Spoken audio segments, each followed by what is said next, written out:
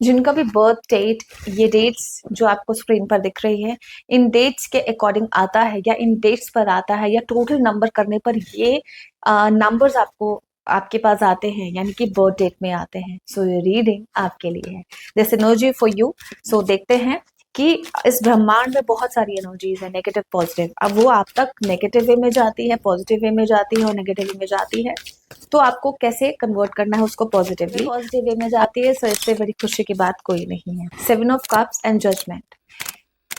जैसे मैंने आपको बताया स्क्रीन पर, आपको आपके बर्थ डेट या टोटल नंबर करने पर आपको ये आपका बर्थडे यानी कि डेट अगर आती है तो ये एनर्जी आपके लिए है। इस एनर्जी को देखे, फील करें, ये एनर्जी आपको क्या बता रही है। यस के कार्ड है, क्लियर कहूँ तो एक क्लैरिफाई करती हूँ इस एनर्जी को इन डेट्स के थ्रू, यानी कि बर्थ डेट के अकॉर्डिंग।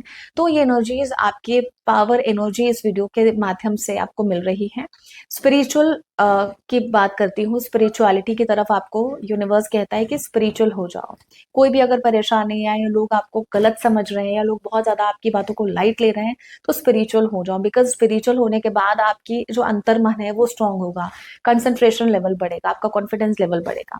अब जब आप कोई भी आप डील करते हैं, किससे कोई भी बातचीत कर रहे हैं, कहीं ना कहीं चीजों को लेकर मैनिपुलेट लोग कर जाते हैं आपसे, आप बहुत ज्यादा वीक हो जाते हैं। लेकिन जब आप सामने वाले को, एक गिविंग नेचर भी है आपका, जब आप देने की बात आती है तब आपको उस तरह से एक्सपेक्टेशन जो आपकी है वो पूरी नहीं हो पाती है।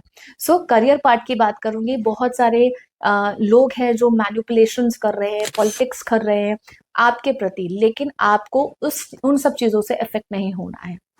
कुल मिलाकर ये बात है कि आपकी जो स्पिरिचुअलिटी है, आपकी जो चीजें हैं, वो आपको यूनिवर्स आपको ब्लेस करता है चीजों को लेकर। और अपनी मैनिफेस्टेशन को बिल्कुल स्ट्रांग रखनी है कि आपको ये काम करना है तो ये काम करना है, चाहे कुछ कुछ भी हो। आपको कुछ चीज चाहिए लाइफ में, उन सब चीजों के लिए आपको मैनिफेस्ट करना है। और जब आप मैनिफेस्ट करते हैं, so you will achieve definitely. चाहे आप लेट आपको वो चीज मिले या बहुत जल्दी मिल जाए, लेकिन कहीं ना कहीं अपनी चीजों को इफेक्ट आप कर रहे हैं। इफेक्ट यानी कि सामने से वो चीज आती है तो आप इफेक्ट हो रहे हैं, तो उन सब चीजों से इफेक्ट नहीं होना है, मैनिपुलेशन से इफेक्ट नहीं होना है।